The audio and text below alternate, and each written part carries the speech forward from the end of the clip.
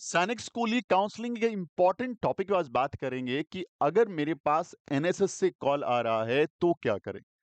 Complete बात करने वाला हूं क्योंकि बहुत सारे पेरेंट्स अब लगातार रिसीव कर रहे हैं calls on the behalf of new सैनिक स्कूल। तो क्या कॉल फेक है, ऑथेंटिफाइड है, हमें एडमिशन लेना है या नहीं लेना है, बड़े सारे कंफ्यूजन है। डेली 100+ कॉल रिसीव करते हैं। इसी पॉइंट पे मुझे टाइम जैसे मिला मैंने वीडियो बना दिया है। वीडियो को ध्यान से देखना है और समझना है ऑथेंटिफिकेशन को, क्योंकि ये आपके बच्चे के फ्यूचर का सवाल है। क्योंकि ये आपके बच्चे को एक राइट प्लेस पे ले जा सकता है, रॉन्ग प्लेस पे ले जा सकता है। आपके बच्चे का समय और पैसा दोनों ही खराब हो सकता है या यूटिलाइज हो सकता है। तो चलिए बात करेंगे आज इस टॉपिक पे। पहले बता दूं कि ये एनएसएस न्यू सैनिक स्कूल है। पूरे इंडिया में आज की डेट में 112 सैनिक स्कूल काम कर रहे हैं और 112 सैनिक स्कूल में जो 79 स्कूल्स हैं वो एनएसएस है, न्यू सैनिक स्कूल्स है। और न्यू सैनिक स्कूल के अंदर हमें एडमिशन मिलने के चांसेस थोड़े ज्यादा रहते हैं। इसका रीजन सबसे पहले मैं आपको पोर्टल पे ले चलता हूं कि हमें इस कॉल को रिसीव होने के बेसिक पीछे रीजन क्या है। मैं जाता हूं स्कूल इंफॉर्मेशन में, सीट मैट्रिक्स में। अगर आप सीट मैट्रिक्स में जाएंगे तो यहाँ पे मैं न्यू सैनिक स्कूल चूज करके सर्च करता हूं तो मुझे बहुत सारी सीटें जो हैं वैकेंट दिख रही है, खाली दिख रही है। तो अब यहां से कॉल आना लाजमी है। जैसे इसमें 213 स्कूल सीटें बाकी पड़ी है तो कॉल्स आ सकता है। लेकिन क्या हमें वो बेसिक तरीका पता है? क्या हमें एक ऑथेंटिफाइड कॉल पहुंच रहा है, नहीं पहुंच रहा?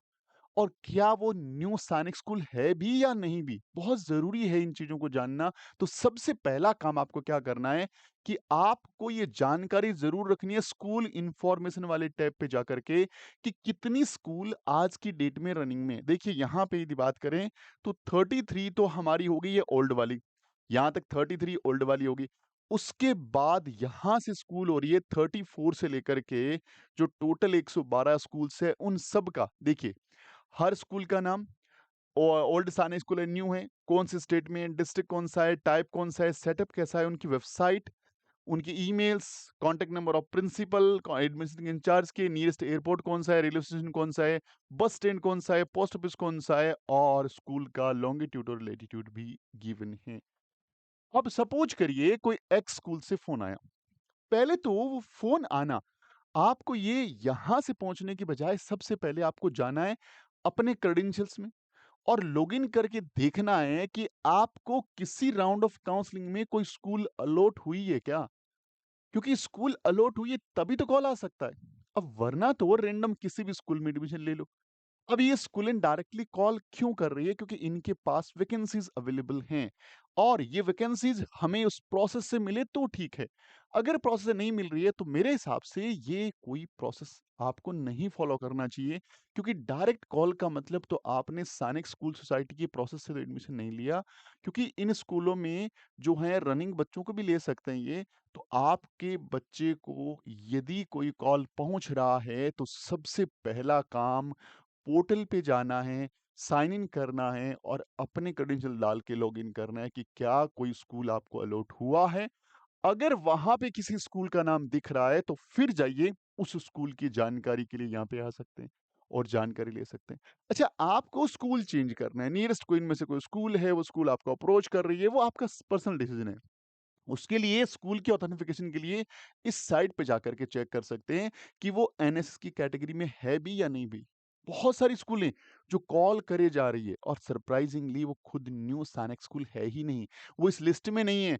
अब मैं स्कूल का नाम तो हम नहीं बोल सकता, लेकिन आप पेरेंट्स को मैं अवेयर कर सकता हूं कि अगर कोई स्कूल का कॉल रिसीव हो रहा है तो जरूर चेक करें। चेक करने के बाद आगे प्रिंसिपल सर के नंबर हैं, कॉन्टैक्ट नंबर हैं, उनसे आप वेरिफिकेशन करें कि हाँ, क्या आपके एंड से में कॉल रिसीव हुआ। उसके बाद बच्चे के पोर्टल पे जाइए, साइट पे जाइए और चेक करिए। अब बात ये आती है कि सर हमें न्यू सैनिक स्कूल चूज करना है या नहीं करना। देखो, न्यू सैनिक स्कूल एक बहुत ही बेहतरीन ऑप्शन हो सकता है ऑन द बिहाफ ऑफ कि आपको सैनिक स्कूल के अंदर बच्चे को पढ़ाना है। देखिए, न्यू सैनिक स्कूल को लेकर के इतनी सीटें अभी खाली पड़ी है, इसका बेसिक कुछ ना कुछ तो रीजन होगा। बिकॉज देखिए, न्यू सैनिक स्कूल जो हैं, एनएसएस जो हैं, वो अभी बने हैं रिसेंटली। अब ये टोटल नंबर 79 रनिंग में है। अब यहाँ पे भेजने से बच्चे प्लस पेरेंट्स थोड़ा सा बैक एंड पे क्यों जा रहे हैं? इसका बेसिक रीजन ये है कि ये जो स्कूल हैं इनको किसी को 1 साल हुआ है, किसी को 2 साल हुए हैं, किसी को 3 साल हुए हैं, तो ज्यादा लंबा एक्सपीरियंस नहीं है इनके पास। दूसरा क्लास 6th के अंदर मैक्सिमम वैकेंसीज़ है, क्लास 9 में बहुत ही कम स्कूलों के अंदर एडमिशन लिया जा रहा है, बाकी नहीं लिया जा रहा। अब हम लोग जो किसी भी सैनिक स्कूल को जब प्रेफ़र करते हैं, तो हमारे दिमाग में चलता है एनडीए, क्योंकि बेसिकली यहाँ पे एनडीए के लिए तो भेज रहे हैं।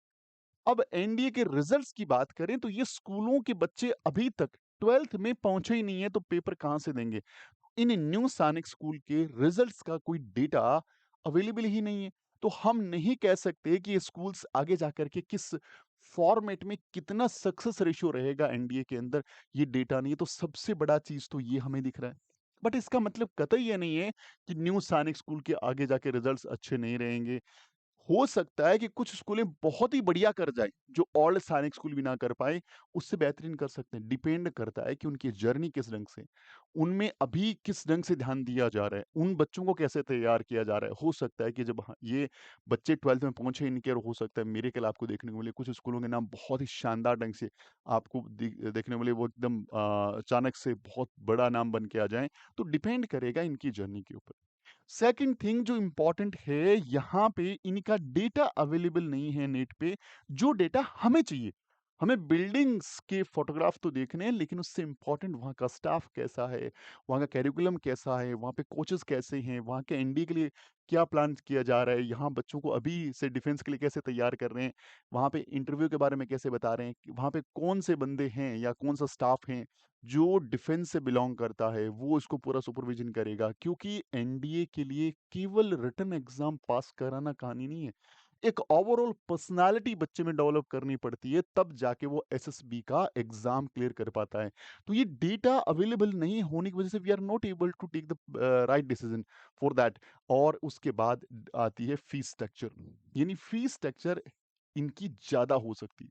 जो रनिंग ओल्ड सैनिक स्कूल है, उनसे कई सारी स्कूल्सों की फीस के अंदर वेरिएशन देखने को मिल सकता है।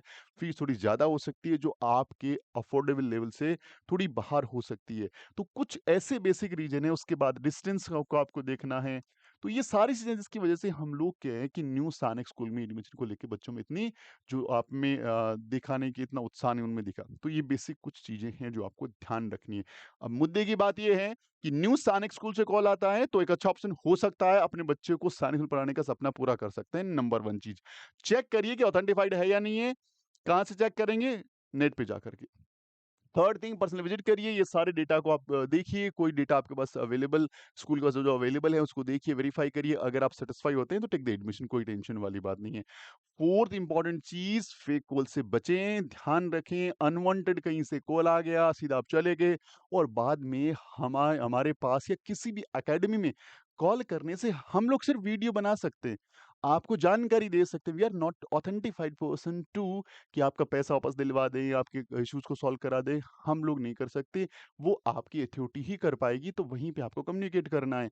और नंबर 5वीं बात, अगर समय बचा हुआ है बच्चे के पास, अगर एक बार अटेम्प्ट और हैं, तो भागने की बजाय बच्चे को बढ़िया ढंग से तैयार करें। मैं ये नहीं कहता कि हमारी एकेडमी में एडमिशन लीजिए, कहीं भी लीजिए एडमिशन, जहाँ आपका मन माने, लेकिन बच्चे को समय दीजिए। और अभी एक सफिशिएंट टाइम है। यदि पिछली बार कुछ नंबर से बच्चा अच्छा नहीं कर पाया, जी-जान से मेहनत कराइए। आरएमएस और सैनिक स्कूल दोनों ऑप्शन उसके पास अवेलेबल है। उम्मीद करता हूँ ये वीडियो आपके लिए फ्रूटफुल रहा होगा। अगर आपको वीडियो अच्छा लगा, लाइक ज़रूर करिएगा। चैनल को सब्सक्राइब कर लीजिए बेहतरीन वीडियोज़ के लिए। मिलते हैं अगले वीडियो में, तब तक अपना ख्याल रखिए, हँसते रहिए, मुस्कुराते रहिए। जय हिंद, जय भारत, वंदे मातरम।